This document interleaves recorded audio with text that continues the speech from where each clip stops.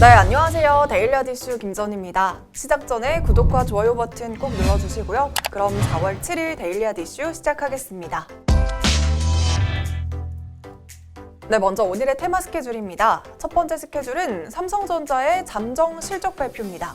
삼성전자가 4월 7일 1분기 잠정 실적을 발표했는데요. 영업이익이 무려 9조 3천억 원이고요. 시장 전망치를 크게 웃돌았습니다. 자세한 내용은 이어지는 뒤에서 자세히 다뤄볼 테니까요. 영상 끝까지 확인해주세요. 네, 두 번째 스케줄은 얀센의 코로나19 백신 최종 품목 허가 결정입니다. 식품의약품안전처에서는 4월 7일 얀센의 코로나19 백신의 허가 여부를 결정하기 위한 최종 점검위원회를 개최합니다. 임상시험 결과 얀센의 코로나19 백신 접종 14일 후 예방효과는 66.9%, 28일 후의 예방효과는 66.1%였고요. 임상시험에서 발생한 이상 사례 등도 허용할 만한 수준인 것으로 알려졌습니다. 아울러 국내 도입이 확정된 코로나19 백신 중 유일하게 1회 접종하는 제품으로 알려졌습니다. 네, 세 번째 스케줄은 현대차의 울산 1공장 임시 휴업입니다. 현대자동차의 첫 전용 전기차인 아이오닉5 생산 공장인 울산 1공장이 부품 수급 문제로 4월 7일에서 14일까지 임시 휴업할 예정입니다. 네, 마지막 스케줄은 LG전자의 1분기 실적 발표입니다. 삼성전자에 이어서 LG전자도 오늘 1분기 잠정 실적 발표가 예정이 되어 있는데요. 이 모바일 커뮤니케이션 사업본부를 제외한 전 사업 영역에서 고른 성장을 보이면서 역대 최대 분기 실적을 달성한 것으로 보입니다. 네, 지금까지 오늘의 테마 스케줄이었습니다. 네, 이어서 오늘의 주식시장을 들썩이게 한 오늘의 특징주 살펴보겠습니다. 첫 번째 특징주는 철강주입니다. 네, 오늘 주식시장에서는 철강주들이 강세를 보였습니다. 미국 수출길이 열릴 수 있다는 기대감이 주가의 호재로 작용했습니다. 그동안 한국산 철강의 대미 수출을 가로막았던 무역 확장법 232조에 대한 개정 논의가 미 의회에서 본격화됐기 때문입니다. 이 무역 확장법 232조는 외국산 수입 제품이 미국 국가 안보를 위협한다고 판단되면 긴급하게 수입을 제한하거나 고율의 관세를 매길 수 있도록 한 조항입니다. 그러나 이 법안이 미국 산업의 피해를 키우고 전통적인 우방과의 관계를 훼손한다는 비판이 나오는 것으로 알려졌습니다. 미국 공화당과 민주당이 무역확장법 232조의 개정 필요성에 공감하고 있어서 의회를 통과한 가능성이 큽니다. 해당 법안이 개정되면 무역확장법 232조에 따라 시행된 수입상 철강과 이 알루미늄에 대한 커터제가 철회될 가능성이 큰 것으로 관측이 되고 있습니다. 네, 이런 소식에 부국철강은 장중에 12% 넘는 강세를 보였고요. 이 밖에도 문배철강과 NI스틸, 삼연철강 모두 강세를 보였습니다.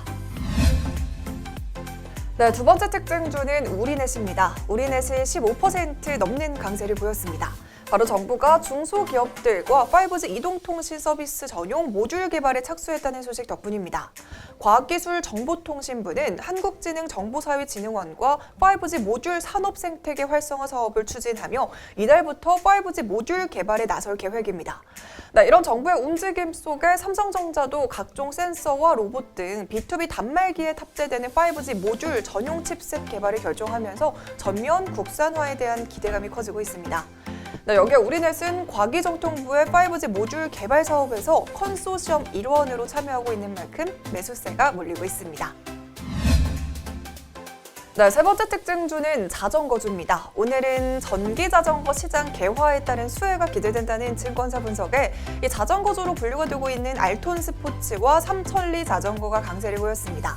NH투자증권에서는 일단 알톤 스포츠의 올해 영업이익을 전년 대비 67.1% 증가한 88억 원, 삼천리 자전거는 같은 기간 87.9% 증가한 205억 원으로 추정했습니다.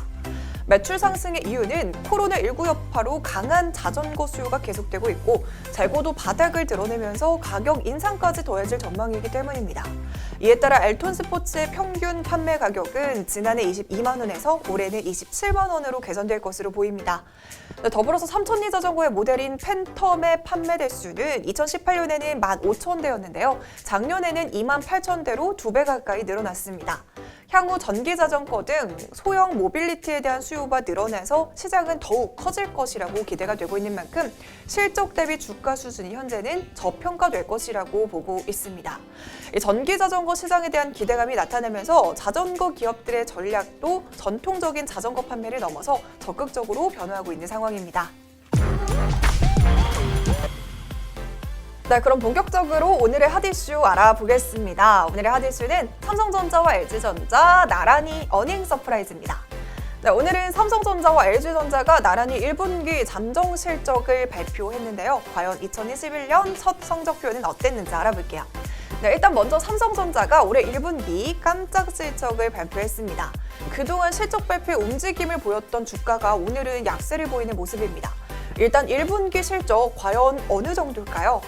코로나19와 미중 갈등, 그리고 오스틴 공장 가동 중단 등 여러 가지 위기 상황을 잘 극복하고 올해 1분기 실적이 시장 전망치를 크게 뛰어넘는 어닝 서프라이즈를 기록했습니다. 그래서 도대체 어느 정도냐? 이 삼성전자는 올 1분기 잠정 실적을 집계한 결과 영업이익이 9조 3천억 원을 기록했다고 공시했는데요. 2017년에서 2018년 메모리 반도체 슈퍼사이클 당시 실적에 버금가는 깜짝 실적입니다.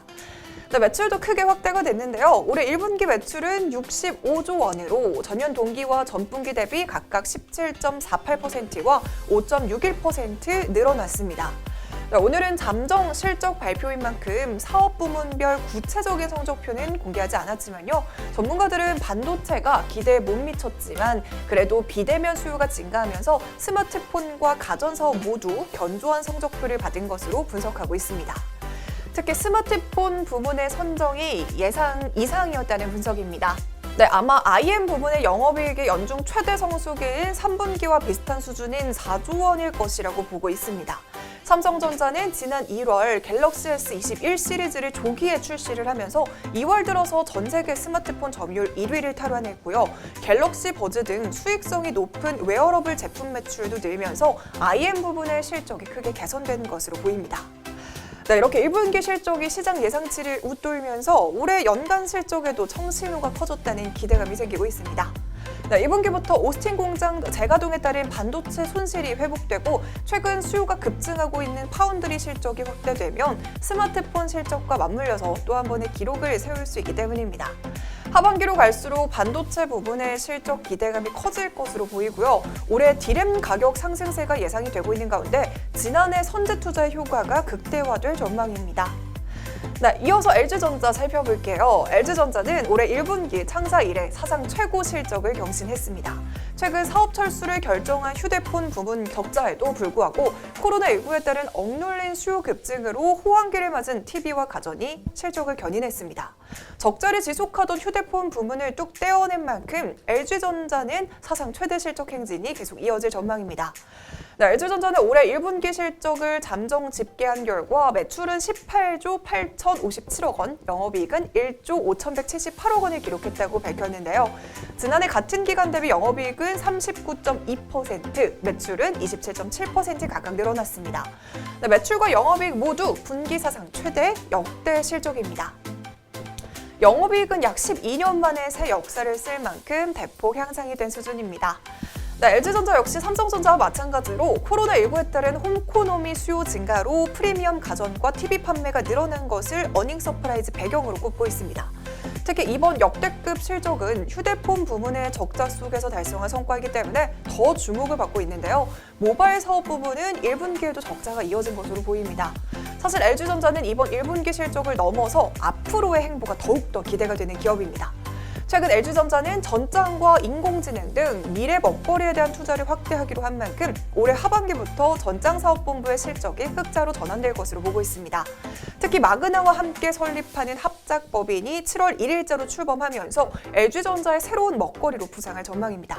이 아픈 손가락이었던 MC 사업 부분을 잘라낸 만큼 손실도 줄이고 가전과 전장과 같은 LG전자의 강점에 더 집중하면 중장기 경쟁력이 강화될 것으로 관측되고 있습니다.